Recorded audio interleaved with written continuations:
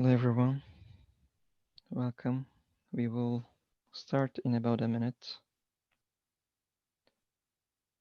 We still have some people joining us.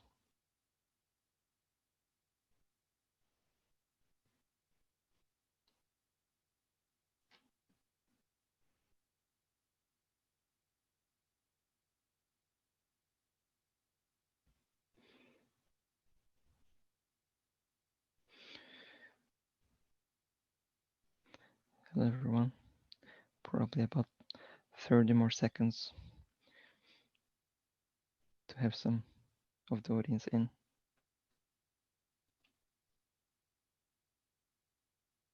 Okay, so I think we can start and people will join us whenever they join us. We have quite a few audience anyways.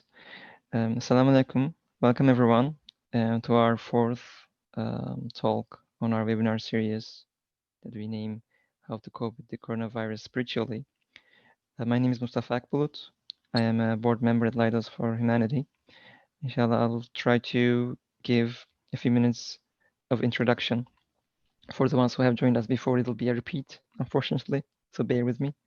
Otherwise, inshallah, I'll try to give a sense of what are the reason of these webinars and the purpose of our organization is.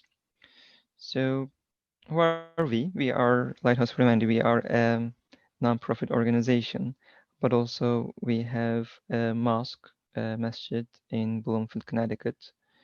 And we have a website called lh4h.org.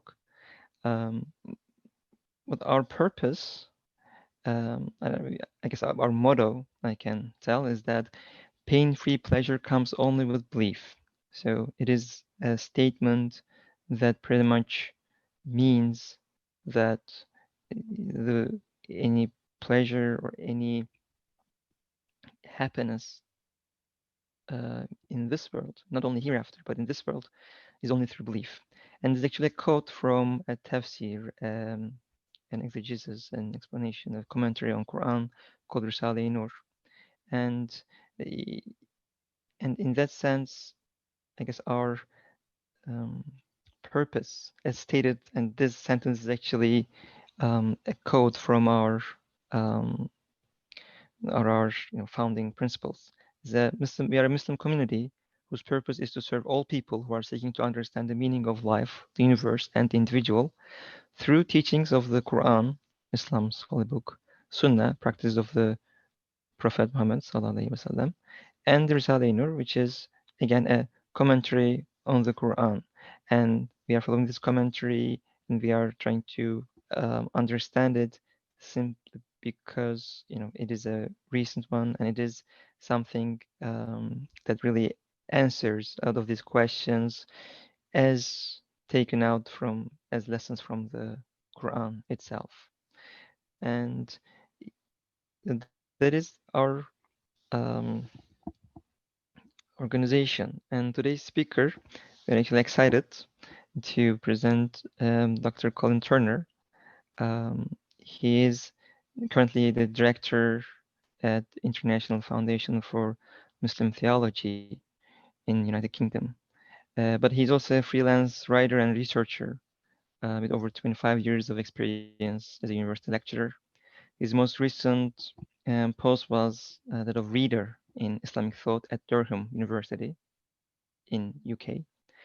And while Dr. Turner's doctoral research was on state-clergy relations in Safavid Iran, his broader research interests include Muslim theology and philosophy, anthropology of religion, Quranic studies, and the life and works of Bediüzzaman Said Nursi. And his publications include Islam, the Basics, the third book here, and Said Nursi, the second book here, and The Quran Revealed, a critical analysis of Said Nursi's Epistles of Light, which came out in 2013. So without further ado, I'd like to give the microphone to Dr. Turner. Thank you very much. Thank you for inviting me. We don't have much time, so I think I'll get straight down to the talk. If you could put the first slide on, please. Yep. Bismillahir Rahmanir Rahim. It would be disingenuous of me if I were not to admit that the title of the talk, Why We Need the Coronavirus, was chosen because it's provocative. Now, it is indeed designed to attract attention, but there is a very real sense in which I do believe that we need what is happening to us at the moment, and that in order to cope with the pandemic, we really do need to come to terms with it, but as a guest, rather than as an unwanted intruder. This pandemic is what Bediüzzaman Said Nursi would have called a slap of compassion, shefkat tokadı. And there is nothing more necessary at times, I think you'll agree, than a compassionate slap. The title of the series is How to Cope with the Coronavirus Spiritually. Now, the word cope connotes contending or struggling with some kind of problem. But is the coronavirus a problem in anything but the physical, practical sense? If one has the coronavirus, or if you have a family member with the coronavirus, then practically it may be something that needs to be coped with. But if one is personally unaffected physically, then it's not a personal problem as such. And so to talk about coping with coronavirus seems inappropriate. In fact, it seems a little dramatic even for something that is, after all, simply another divinely revealed sign, an ayah, among other ayat. As for the use of the adverb spiritually, now this seems to me to pose the simple yet crucial question, which is, other than spiritually, is there any other way of dealing with anything? When faced with an issue that needs to be dealt with, contended with, coped with, is there a way of approaching that issue that doesn't involve spiritual considerations? It seems to suggest that there are spiritual ways of dealing with things and non-spiritual ways of dealing with things. Now, I have no doubt about the pure intentions of the brothers who have conceived of this series and who gave it this title. But I do suggest that we need to take real care when it comes to nomenclature, when it comes to naming things. Names, titles, headings, they're all very important because words have meanings. Words have denotations and connotations.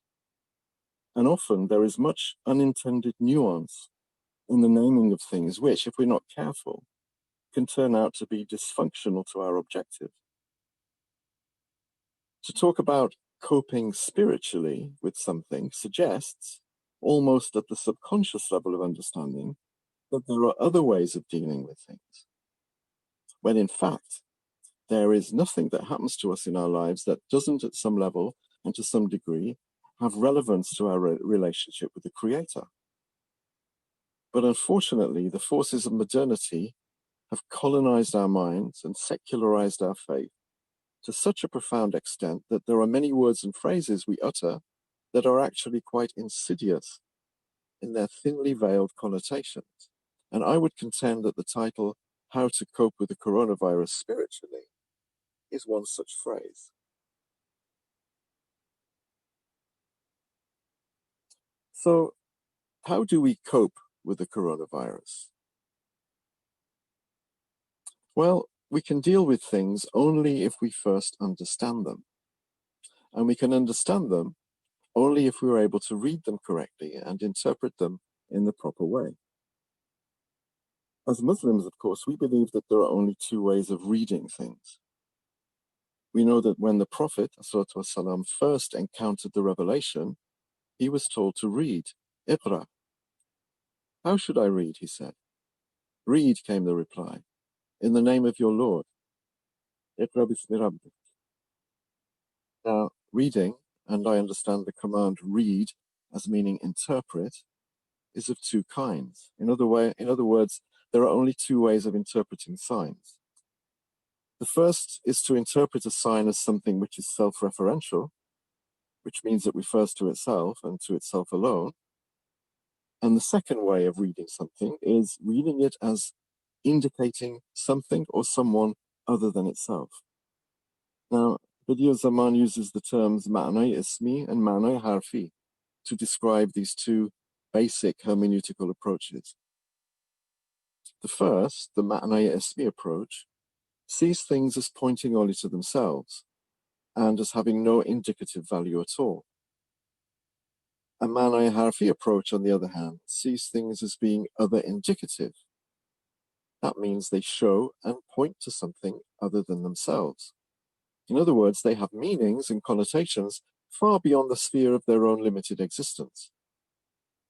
To give you an example, seen from the Ismi approach, an apple is a round green fruit with a certain molecular structure containing flesh, skin, minerals, vitamins, and so on, that is grown on trees and is eaten by some people. The self-referential view of the apple sees it as having no more meaning than what is immediately discernible. This is, of course, a hermeneutical approach which is born of materialism, which gives value and meaning to things based only on the extent of their material utility. The Ma'anaya Harfi approach, however, sees the apple as having meaning far beyond what we are able to apprehend with the senses. The Harfi approach sees the apple as indicating the one who created it, together with all of that creator's attributes. So the Harfi approach sees the apple as something which reflects artistry, wisdom, knowledge, power, generosity, compassion, mercy, and so on.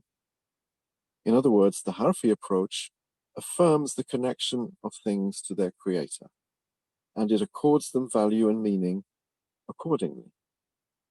The Ismi approach cuts off those connections and devalues them accordingly. So what does this mean for our coronavirus? Well, it means that we have to read it properly. And reading it properly means reading it in the name of the Creator. It means linking it to all of the names and perfections of the Creator, which, with its limited finite being, it reflects and it manifests. Therefore, instead of being this dangerous, invisible, insidious, cruel, unseeing, indiscriminate murderer, which is how it appears to those with an Ismi perspective, the Harfi approach sees the coronavirus as a well-ordered, harmoniously created, obedient being, which moves here and there under orders and at the command of one who has created it with will, discrimination, and wise purpose. So you can see then with the Harfi approach, almost immediately all of this drama and sensationalism, all of this fear-mongering and this media hyperbole and exaggeration are put into sharp perspective. We see, under the Harfi approach, that like you and me, the coronavirus is a poor, impotent, limited, and finite being that moves and operates totally at the behest and bidding of its creator. While we have a very limited and meager freedom of choice, the coronavirus has no freedom of choice whatsoever and is at the mercy and disposal of its creator at all times. So to cope with the coronavirus, to deal with it, we have to understand it. And to understand it, we have to see it as a sign of God, an ayah in the vast gallery of ayat which make up the created world. So in that sense, namely as a sign from the gallery of signs, or a verse in the vast book of verses, the vast book of beings, Kitab al-Kainat, as Nursi names it, the coronavirus is no different to anything else. Like all of its fellow creatures, it is a sign that's revealed in order to be read and understood. Signs give us information about the one whom they signify, namely their owner, their maker, their creator. A work of art tells us about the artist. A work of literature tells us about its author, and so on. We need signs in order to be able to navigate our way through life. We need created beings in order to be able to understand their creator, who is also our creator. And so on a very basic level, we need the coronavirus because it is clearly telling us something very important. Now, I've said that the coronavirus is no different to anything else. And while that is true, it's not the whole story. Because in maybe less than 100 days, it has clearly captured the attention, the interest, and the imagination of people worldwide in a way that other signs do not. The everyday signs that we're used to, if you like, such as a tree in a garden, or a bird sitting on a washing line, or a flower nodding in the breeze. In reality, the coronavirus is no different to any of those signs. Like them, it's created, it's dependent, contingent, finite, transient, and like them, it's a reflection of the names and attributes of the one who created it. However, the manner in which the coronavirus has captured our interest and our attention marks it out situationally as being considerably different to the other signs to which we're accustomed. Now, I think there are two issues here. One concerns habit and familiarity, and the other concerns magnitude and reach. It's a sad fact that we become overly familiar with most of the signs which are revealed to us, possibly because we forget that everything is being freshly created from instant to instant, and that situationally, it is always in a context that is always slightly different from previous situations. For example, it's difficult to see the minute changes that are occurring in the leaves and petals of a flower. But if we were to pay attention, we'd be able to see that the flower is in constant flux, demonstrating the truth which is embedded in the Quranic verse, Kullu yawmin huwa fi sha'an. At every instant, he is in a new manifestation. Our inability, or possibly unwillingness, to pay proper attention to things means that we often miss out on the nuance in creation. And so we see a flower 3 or 4 days in a row, and it becomes overly familiar. We get used to it. It becomes part of a visual habit. We take it for granted even. And thus, if someone who'd never seen flowers were to cry out in wonder at the flowers in our garden, we ourselves would wonder why they were making such a fuss.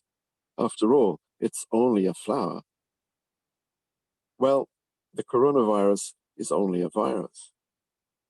And yet, in the space of a few months, it has pervaded our lives and occupied our headspace in a way that is totally unprecedented in the memory of most people, particularly those who don't remember 9/11 or the Gulf War or the alleged landing on the moon or any of those big events which fire the imagination, not just of a few individuals, but of arguably the whole world.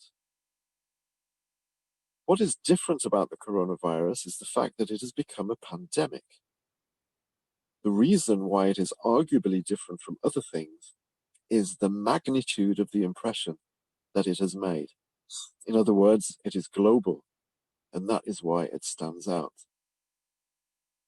Now, those of you who can remember back to 2004, 2005, the issue of magnitude was also present in another world-shaking and world-embracing event, and that was the tsunami of December 2004. When, to my mind at least, it was the nature of some of the repercussions of the tsunami that were more shocking than the tsunami itself. Now, one expects at times like this the old red herring question, where was God when this happened, to be asked. Yes, one expects that question, but from unbelievers and from skeptics rather than from people of faith. And yet, just a few days after the tsunami hit, the question, where was God, was being asked very publicly by high-ranking priests and church ministers. Now, this to me seemed more surprising than the tsunami itself. Now, I'm not trying to underestimate or to downplay the seriousness of a cataclysmic event such as the tsunami of 2004. Any loss of human life is to be regretted, particularly when we take the feelings and emotions of families into consideration who have lost their loved ones. They've lost their breadwinner, their father, their mother, their sister, their brother. But why the tsunami caused such terror was unquestionably down to the scale and magnitude of the deaths, rather than just the brute fact of death itself. For death is, without a fact, a brute fact. Sorry, without a doubt, death is a brute fact. It is a reality. It is an unquestionably inextricable aspect and facet of human existence. And human existence has no meaning without it. Without death, life can neither be known nor understood. Without death, life can neither be explained nor enjoyed. Life and death come as a concept pair, as a binary that defies separation, because one is the sheer antithesis of the other. Life and death are two sides of the same coin, and there is no coin in existence that has only one side. They can't be separated. So death is indubitable and inevitable. And every day, around 300,000 people across the world die. Kullu nafsin dha'iqat al-maut. Every soul, we read in the Quran, shall taste death. And every day, well, over 250,000 souls taste death. But we do not see people, believers in particular, asking the question, where was God when Jack died? Or when Jill passed away? Where was God when Ali lost his life? What happened to God when Fatima was killed? People die every day in huge, huge numbers. As I've just mentioned, 300,000. But no one makes the kind of fuss or expresses the kind of skepticism that was made and expressed when the tsunami struck, or the fuss that's being made now as hundreds, maybe thousands, die each day from the coronavirus. Because it's not death itself that is shocking, although in one sense death is always shocking, particularly to the unbeliever, but that's another subject for a little later. In actual fact, it is the scale or magnitude of the deaths involved that make people feel that the event is somehow different. In the context of the tsunami, as many people died in the course of a few hours, 250,000, as usually die in the course of a whole day, but with numbers spread around the world. It's true that over 250,000 people die each day, but those deaths are, for the most part, singular deaths, the deaths of discrete, disparate individuals, unattached, unconnected, as a result of many different apparent causes, in many different situations and circumstances. Now, if each single individual death is a sign, an ayah, then every day around the world, there are 250,000 different and unique signs being revealed every day. But what happens when there is an event like a tsunami, where in the space of a couple of hours, a vast number of people die as a result of the same event? The scale of the event and the magnitude of death and destruction is like many different signs being revealed together. Now, we know that the word ayah can mean both sign and verse. And we know that when the Quran was revealed, we know that sometimes single verses were revealed and sometimes a number of verses together. And sometimes it appears a whole surah would be revealed.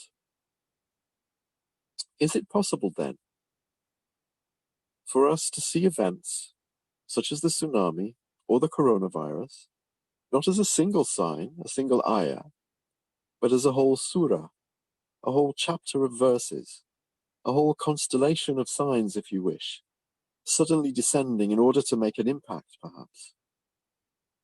In terms of impact, is it possible to see the current pandemic as being akin to a whole surah being revealed at once?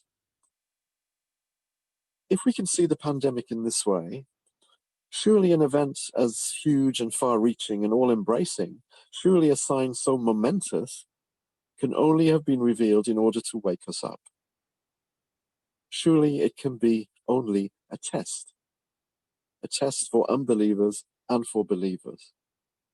And not just a test because of the danger of illness and death, because as believers we know that those things are a test, but in a more subtle sense, a test because of the scale of the event itself. An event such as this, which gains worldwide attention, must of necessity indicate a test that is paradigm changing, surely. One of the objectives of this talk today was to emphasize our need to be tested. We must never be content to be left alone without a test, without a challenge. We need signs. We need verses to be revealed one by one. But occasionally we need a whole surah to be revealed at once, as it was with the tsunami. We see the Creator's unicity, his ahadiyah, in a single verse, but in a whole constellation of verses we see his wahidiyah, his unity.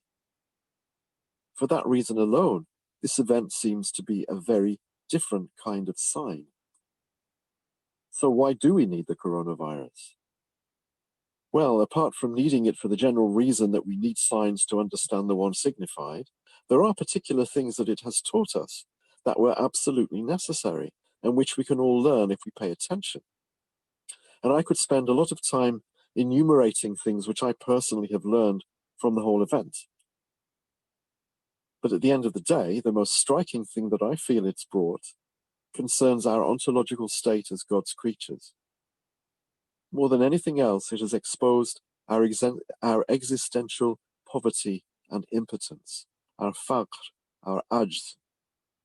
And it has also exposed our spiritual poverty. For people obeying the command to stay at home are, for the most part at least, staying at home not because they're scared of the virus itself, but because they're scared of death. Now, fear of death is not something which is the monopoly of unbelievers, of course. For despite the fact that as believers we are taught and encouraged to make death a part of our lives, many of us approach it more or less as unbelievers. That is, with fear rather than with a sober awareness, which is what we are impelled to cultivate. No, when the positives of the pandemic are mentioned, a heightened awareness of death, which is a positive that we should embrace, is never mentioned. Instead, the mainstream media enumerate positives such as the drop in crime, the drop in pollution, the fact that people are spending more time with their family, the fact that people are finding new and often better ways of doing things, the fact that people are rethinking priorities, such as the life-work balance, whether both parents should be working, whether children are better off being homeschooled, educated at home, and so on. These are the positives that come into perspective when people talk about getting back to normal. Now, that phrase itself is an irony. I hear people asking, when will things get back to normal? My contention is that there was nothing normal about the way that we humans have been running our societies and living our lives prior to this pandemic. I look at the less polluted world, the cleaner air out there, and I feel that it's as though the world herself has simply thrown up her hands in horror at the iniquities of the rat race in which modern humankind is ensnared, always looking for economic growth and technological progress, endlessly on the lookout for material gain and national benefit at whatever cost it may involve.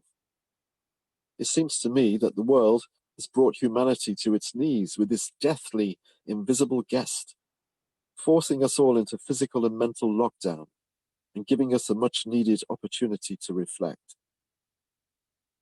As such, it is a huge sign. The Quran tells us that unbelievers are tried and tested once or twice a year.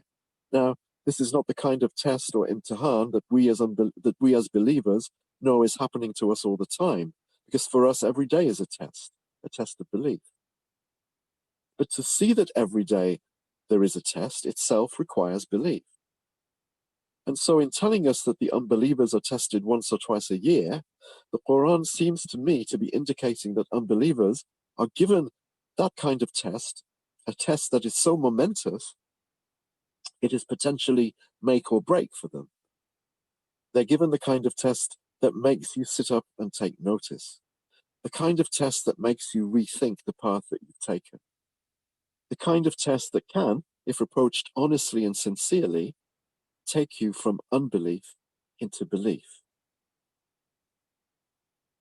Crises such as these cause either regress or progress, and that is why they are sent. Whether believer or unbeliever, we need to be shaken up from time to time, because apathy and stagnation are both examples of non-existence. They are as invisible, toxic, and contagious as the coronavirus itself. And after all, we learn more in crisis and adversity than we do in ease and comfort. They say that in this world, nothing can be said to be certain except death and taxation. However, tax evasion is possible for some. Death evasion, on the other hand, is not possible for anyone. And this is, I believe, what the coronavirus has come to remind humankind. For people are not scared of getting ill. They're not scared of the coronavirus. They're scared of dying. They can't cope with the reality of dying. How to cope with this coronavirus spiritually really should be retitled as How to Cope with Death Spiritually. Because that is our greatest collective concern. It's a concern that hinges on the unpalatable, egregious reality that is death and annihilation.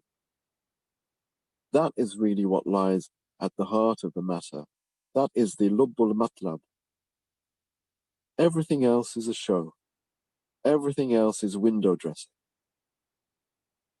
Man's greatest anxiety is death anxiety. And it is an anxiety that can either prompt him to construct elaborate avoidance strategies, and most human culture, I believe, is nothing more than the strategies that we construct to avoid death awareness, or it can prompt him to come to terms with death by finding a lasting spiritual solution to it. Psychospiritually, events such as the tsunami and the coronavirus can indeed be make and break. They can break unbelief and turn an unbeliever to seek a solution in faith, or they can make unbelief more entrenched, more ingrained. There is, of course, a propitious synchronization present at the moment in the concurrence of the pandemic and the month of Ramadan. The month, as we know, when, according to our tradition, the Quran was revealed in its entirety. Ramadan is the month of the Quran and, as such, one of the greatest signs of all. And its concurrence this year with the coronavirus pandemic, itself a huge and profoundly momentous constellation of divine signs, seems to corroborate what we have been surmising about the meaning of the pandemic and its significance for humankind. Similar to Ramadan itself, the pandemic is about reacquainting us with our existential impotence, with our weakness, our neediness, our frailty, our fragility, our vulnerability, all of which should be pushing us to seek answers. Answers much more satisfying and compelling than anything that secularized education with its pseudosciences and its scientism can offer. Answers that actually mean something. Answers to questions such as, why are we here? What are we doing here? Where are we going? Why do we desire eternity and yet are destined to die? The brute fact of death stares us in the face and finds no answers in the laboratory, no answers in the classroom, no answers in the psychoanalyst's office, no answers in the doctor's surgery. As believers, of course, we believe that we know what the solution to death anxiety is. Whether unbelievers, who clearly need the coronavirus as much as any of us, can break the vicious cycle of unawareness and realize the significance of this event is clearly impossible to say. We can only pray for continued guidance for all believers and for a break in the circle for unbelievers. Wassalam. Jazakallah khair. Thank you, Professor, for this great talk. And with that, we can take questions. We have actually some time, probably like 20 minutes or so. And I think people, as we had done in the other webinars, I invite people to type up their questions to me through the chat on Zoom, and inshallah we'll have them answered.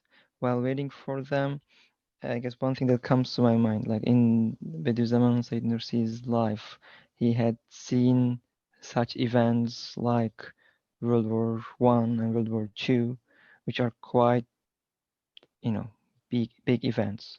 So when you compare his reaction to those events and how we should read these, right? I mean, in terms of humanity getting softened in one sense. So how should we relate those messages to the current situation? And by the way, I have to note, thanks for all the suggestions on the naming and all the comments about the naming, but it was, as your talk, I guess, kind of provocative in the sense that to attract attention. But yeah, I mean, I guess all points that you make are, I also agree as one of the organizers that it is not a coping thing, but it's more like a understanding No, I and think reading that, it. yeah, it's not an issue. You know, I wasn't really casting aspersions on your ability to choose titles for for a series. Not at all. It's a perfectly fine title. It's just that I thought it was quite an opportune thing for me to be able to pick apart for the talk, to lead me into the talk. But no, the title was fine, and the title of the series is fine. But we do have to be careful about our language, the language that we use, because language does have meaning. You know, words have meanings, and words have denotation and connotation, and we have to be careful. And as for the other part, like the As for World the War way that II, Bediüzzaman yeah, Zaman approached things like the World War One and World War Two, yeah, he didn't underestimate their importance. He definitely interpreted them as huge signs. For example, the 5 years of the Second World War, he likened it to a big slap, actually, for us having neglected our duties. He was saying that, you know, you haven't acted like soldiers in your approach to your prayers and your fasting, and now you're forced to be soldiers in this war. You haven't fasted for years and years, and now you're forced to subsist on rations. So, you know, this kind of rationalizing means that he understood it's a huge test. But as a compassionate son, he didn't make light of it, but also he didn't sensationalize it either. It wasn't like, you know, today we have 24-hour news, you know, round the clock news, and we are constantly checking our mobiles and our devices and our televisions for the latest headlines.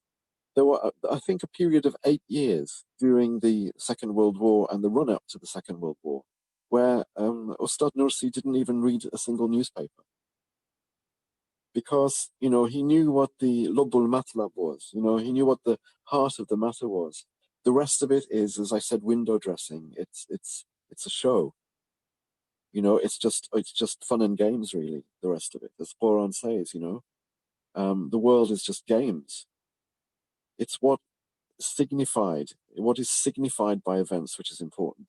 And of course, Ustad always understood that and interpreted things accordingly. So he didn't underestimate things, but he didn't sensationalize things either. He put everything in proportion, as far as I can understand. if we can elaborate on the media aspect, like, because as you said, the news at the time of, like, you know, Ustad Said Nursi, and like he didn't even follow the news because he understood the core of the issue.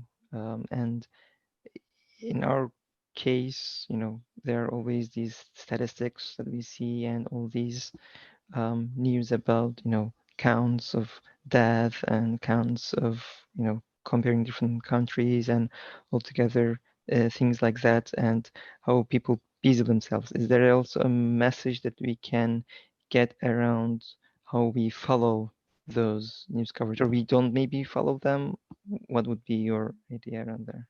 I don't know. I mean, we realize now that, you know, we live in the celebrity culture and entertainment culture where everything is entertainment. And even when they give information, they talk about this. There is a hybrid word, infotainment. Even information is given in a way which is designed to entertain, as though we always have to be entertained. And I think someone wrote a book, Entertaining Ourselves to Death. You know, this constant desire to entertain and to be aware all the time. And I don't mean aware in a spiritual sense, but to be aware of what's going on in the world. Why?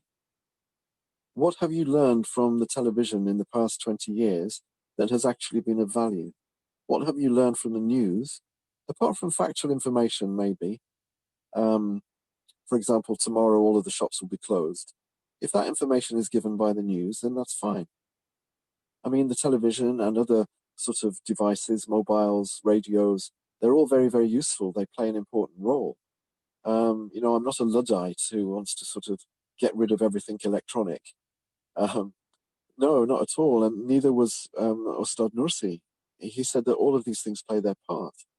But when they become just the tools for infotainment and for sensationalization, I think that is the most invidious part of the media involvement, is that they turn everything into sensation. And we know that it's all about viewing figures. So they're very happy to announce that, you know, their first program on the coronavirus, the BBC did a half-hour special on the coronavirus at the beginning of the pandemic.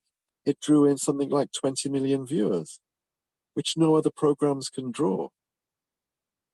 So I would say that if you want factual information, get your factual information, but don't spend huge amounts of time in front of the television. Because what you're getting, the statistics are not reliable anyway. We know no statistics are really reliable. And the news is always agenda-driven. There's a related question that came through chat about immediate suggestions to do for good, you know, to do good while we are at home in this situation. I guess you talked one aspect about following the news and things of the sort. There are certain things about understanding this ayah, maybe, while at home. Well, while at home, I mean, what do we do wherever we are? We're supposed to reflect, right? We're supposed to make tafakkur. You know, tafakkur is the most important thing that we can do. You know, it's not about doing acts of worship, more acts of worship. It's about making our lives more worshipful. And I think this is an opportunity, while we have lots of time, if we're not actually physically working, which a lot of people aren't, and a lot of people are receiving their salaries but not needing to go to work, then use your time wisely by doing what we should be doing anyway, which is learning to understand our Creator and to know our Creator and to love our Creator and to make our lives more worshipful. Surely we should be doing what we should be doing anyway. There's nothing different to do just because we're at home. Great.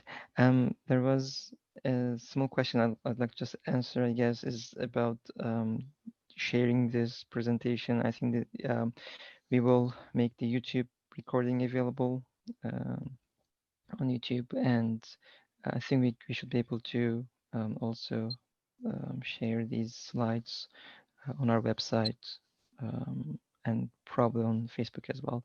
And there was a question that is not connected to the home, but in a more, I guess, broader circle about the societies, especially in Western societies. What type of changes you are expecting to see, especially in Western societies, with this big sign from God?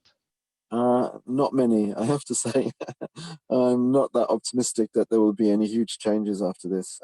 It depends what our it really depends what our establishment leaders are planning for us. I mean, I'm not really of a conspiratorial mindset where the coronavirus is concerned, although it's quite possible that the coronavirus has been manufactured in a laboratory. I'm not saying that that's impossible, but that doesn't alter anything for us as believers. But what I meant was that they may have things planned for us which are even more momentous than the coronavirus. We don't know. Maybe this is the run-up to some kind of societal reset. Maybe they're going to try to change things. Maybe they're just softening us up for something much, much more, how should we say, life-changing afterwards. maybe the global economy will completely collapse. We don't know. We don't know what they're planning for us, and we have to face it, the fact that they are always planning something.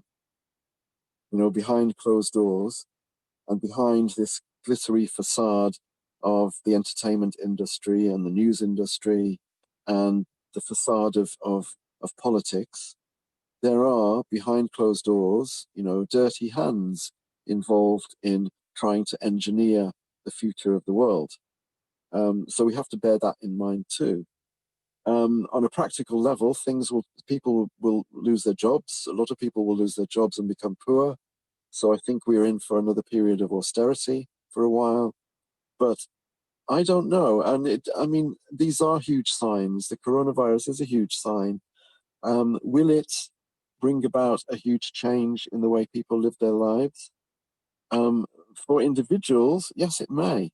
It may change the lives of a lot of individuals, and that can't be a bad thing if they're changing them to make their lives, you know, less stressful, and more conducive to, you know, meditation, or mindfulness, or whatever kind of, you know, spiritual pastime they're into. I think for some people it will change. And even if one person becomes a believer after all this, after having been an unbeliever, then one person is the same as the whole of humanity. We know that. So we'll see. Yeah, go ahead. Yeah. There's actually a connected question that just came in around. Um, I'll just read it because it'll be connected for about like how when this ends, how we should act. So I'll read it now. So you're suggesting that the core of the current pandemic is the death itself, as we constantly forget this fact and it doesn't even affect us, and especially if it doesn't touch someone close to us. In the current situation, let's say we are awake, like we are at home, but how the state of awakening can continue afterwards. So when the, you know, stay-at-home orders are lifted and people go back to work, how should we keep this state of awakening? We have to become intimate with death. We have to accept death. Death is never talked about, especially in the Western societies. Death is never talked about. So you can imagine what horror this pandemic and what the pandemic connotes has brought about in society. You know, because death is now on our screens all the time. And maybe you will say, well, death has always been on our screens. Well, yes, death has been on our screens, but death at a distance. Death, if you're talking about the news showing pictures of the Iraq War, of the war in Afghanistan, you know, of the West, the depredations of the West in various parts of the world, and the hundreds of thousands, if not millions, that are killed in the name of democracy, then yes, we are shown death on a screen, but it is death of the neighbor. And death is always okay if it's death for the neighbor. That's a saying. Death is fine as long as it's the neighbor that's dying and not me. So when it's at a distance, death is okay. But when it's so close to home, death is now on our doorstep in a big way. And that needs to shake people up. And if you are a believer and you have not come to terms with death, then we need to, because you may die at any moment, coronavirus or no coronavirus. And for unbelievers, death anxiety is the biggest anxiety. So I can understand now why many people are panicking, why many people are depressed and anxious, because they've never had death thrust in their faces with, you know, with such abandon ever before. And when this finishes, believers should acquaint themselves with death and should live day by day with death, cheek and jowl with death. Unbelievers, then it would be good for unbelievers to start thinking, you know, and asking themselves the big existential questions. Why am I here? What am I? Who brought me here? Who put me here? What am I supposed to be doing here? Where am I going? Why will I die? How can I die? You know, when I have so much to live for, and when so much has been invested in my being, in my body, just physically, you know, the artistry that's been spent on my existence. on the fashioning of my limbs, my organs, my senses, my faculties, all of this is going to go to nothing? Hopefully, this pandemic will make people start thinking in that direction. And there are a couple more questions, and I'll try to connect them together. One was around, and you touched on a few of these things, but in terms of like changing values. So we have certain values, especially in the Western society that we live in. How that will change, how you see those values being changing. There is definitely death is one aspect, but there could be other aspects, I imagine. And there is another connected question about people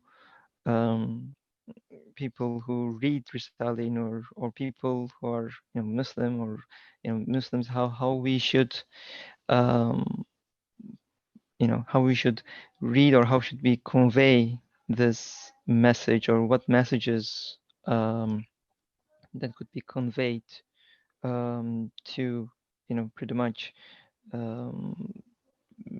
use, like, have this opportunity for explaining Islam. I guess those are the couple of things that are Okay. connected. Well, I'll take the second one first, because it's a bit of a bugbear of mine. The question of how can we tell our Islam to non-Muslims. I don't think that we should be focusing on that now, because I think that Muslims are more in need of this kind of da'wah than non-Muslims are, because as Muslims, our faith has been secularized, our minds have been colonized, we have become totally mushrik in lots of ways, totally secular. That's what I mean when I say that. We've become totally secularized as Muslims. We believe in deen and dunya. Deen is one thing, dunya is another thing. We never had this separation before in our tradition. There is no such separation. There is no separation between deen and dunya, or deen and dawla even. So we have to start reacquainting ourselves as Muslims, the Muslim community. And this is in my opinion, this is the responsibility of the readers of the Risale Nur. Because I can say this quite clearly, and with no exaggeration, the future of Islam depends on how the Risale Nur is taught and received. Because there is nothing else showing us what Islam is and what Iman is. So it's a huge responsibility for those who carry the name reader of Risale Nur. That's the first thing. The second thing, you talked about values changing. One thing I've been hearing quite a lot is parents saying that they love being at home with their children and able to educate their children. If this means that more children will be educated at home after the lockdown ends and after the pandemic goes, that would be a wonderful thing for children to be educated at home rather than at school, because schools are basically as toxic as the virus itself, in my opinion. And if you can homeschool your children, it is much better for them than sending them to school. So if that changes, and I've heard a lot of people, not Muslims, but maybe Muslims as well, but I've heard non-Muslims say how much improved their children seem to be. Their children's spirit seems to be now that they are home with their parents. Of course, that may just be because their parents are with them the whole time. But there is a sense in which I feel that there is a kind of a wave of people who will now homeschool their children, possibly, rather than send them to school. Of course, you have to have the ability to homeschool. You have to be able to stay at home. That's one thing. And not everyone has that privilege, not everyone has that opportunity to be able to stay at home and homeschool their child. But also, I think if people can rethink the work-life balance, to do more work at home, to be at home more, for mother and father to be at home with the children more, rather than just one parent, or at least one parent to be at home, because there are lots of households where both parents are working. and the children are either farmed out to childminders, or they have to tend to themselves, care for themselves. So I hope it brings about a change in that direction. But as for Muslims, well, it shouldn't really have to engineer a change, you know. We shouldn't be needing this to bring about a change. We should be doing what we are asked to do, you know. Fastaqim kama umirt, you know. Go forward as you were, you know, on the straight path, as you were told to go forward, as you were commanded. But we are forgetful, obviously, and things lapse. So yeah, we have to really get back to doing what we've been commanded to do, and that is to understand and know and love and worship our Creator, and to make our lives more worshipful. Notice I didn't say do more acts of worship, but make our life more worshipful. Make all of our acts more worshipful. And as for da'wah, as for the Muslim brothers who are worried about non-Muslims, don't worry about them too much. You know, leave them to Allah. Let's focus on Muslims, on you know, ID Muslims, on passport Muslims, on cultural Muslims. Thank you. We are almost out of time. There was, I guess, one somewhat related question, and you know, I'll leave it how long you want to answer that, because we are running out of time. Is about the religious identity, or because you touched upon like how Muslims are being also secularized, right? And the question was about a lot of people in the Muslim world and Western societies that are both Muslim and non-Muslim who call themselves like non-religious, and you know, or you know, showing their religious identity outside, in the outside world. So in this era, do you see any changes or any things, any shifts around that I'm not sure I happening? understood the question, actually. I'm not sure I understood the question. So I think like how religiosity or non-religiosity of people in general. I think like people who are supposedly followers of a religion, but the way I understand this is from a brother. Um, and I'll read the question to you, and you can maybe do it. As we have seen in recent years, there's a tendency to be called as non-religious, both in Western societies and in Muslim world, such as phrases like "I don't have anything to do with religion or Islam."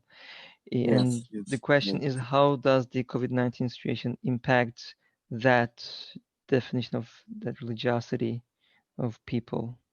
I don't think that COVID-19 can impact that issue of people who seem to be abandoning their stated religion and saying, I'm no longer a Muslim, I'm an ex-Muslim, or I keep religion and life and secular life separate, all of these things. I'm not sure that the COVID-19 has any particular impact on that, or whether COVID-19 will affect any changes in that respect. But people have grown away from Islam because of the bad public relations that Islam has garnered for itself over the past 40 years. And I think that is basically through the over ideologization of Islam, and the Islamist phenomenon. Not that I like that word very much, but those over ideologized currents and movements in the Muslim world. I don't really want to name names, but those political movements which have tried to impose Islam from without, or top down, or force it actually with force, by force. I think the over ideologized Islam that we've seen, which is very, very externalistic in nature, which is nomocentric, and by nomocentric I mean there is almost 100% emphasis on rules and regulations, on the letter of the law rather than on the spirit of the law. That kind of Islam has alienated a lot of Muslims and a lot of would-be Muslims. You know, a lot of people now want nothing to do with Islam at all because of its very, very negative PR. You know, it's very, very negative. The facade which has been painted, or the portrait of Islam which has been painted internationally in the press over the past 15 years, well, actually going back way past 9/11, back to the Iranian Revolution, actually. Ever since the Iranian Revolution, Islam's public relation, its public face, has been in free fall. It has been deteriorating. And that is very, very difficult. And again, I think we have to go back to the Risale-i-Nur, which is what I would consider to be authentic Islam in its authentic wrapper. Not over-ideologized, not over-politicized, not militarized, not weaponized, but Islam as it was when Islam was at its heyday, really. If you want to know what Islam was, classical, authentic Islam, then you have to go to Risale-i-Nur. And I'm not saying that just because I'm a reader of Risale-i-Nur and that I have bias, although someone would say cognitive bias. But I honestly cannot see any other alternative route. You know, I cannot see any alternative body of teaching that will actually show us creation as it really is, show us the Quran as it really is. And I think that the future of Islam really does depend on how Risale-i-Nur is taught. And again, that shifts the onus back onto the readers of the Risale, those who claim to be the followers of the Risale-i-Nur. I don't know whether that answers the question. Yeah, I think that to some level it should. And we are actually out of time, but there's one question which is kind of general, I believe, and maybe it could be a last, thing about, and it would be a nice ending, I would imagine, is like how to cope generally with hardships. It's coming from a sister, and she asks like how to increase iman and acceptance through belief. And you just suggested Risale-i-Nur as one, I believe. Yeah. But maybe with those, remarks, and we can probably end. I think that when we think about hardships, there is always, always, always someone worse off than you. And this is a very old saying, you know, it probably, my grandmother said it, my mother said it, you know, God rest their souls. Everyone's grandmother must have said it.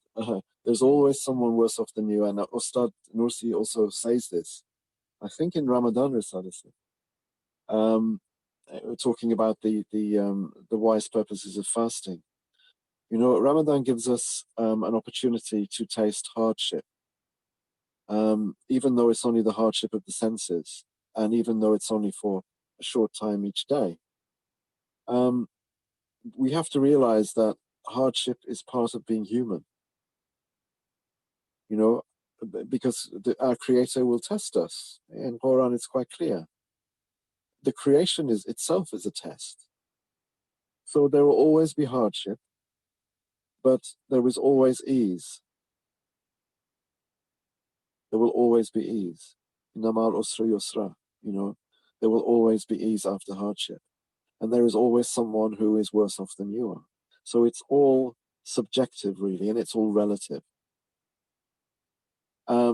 So we have to approach hardship with patience, with understanding. I think understanding and interpreting and reading are very important, because knowledge is power. And if you know something because you've interpreted it and you've ingested it and digested it and internalized it, it takes a lot of the fear away, or it takes a lot of the pain away once you've actually understood something and internalized it and tried to come to terms with it, try to be intimate with it, try to see hardship not as an intruder, but as a guest. It's come here for a certain time, and inshallah it will leave. And that takes away a lot of the sting, I think.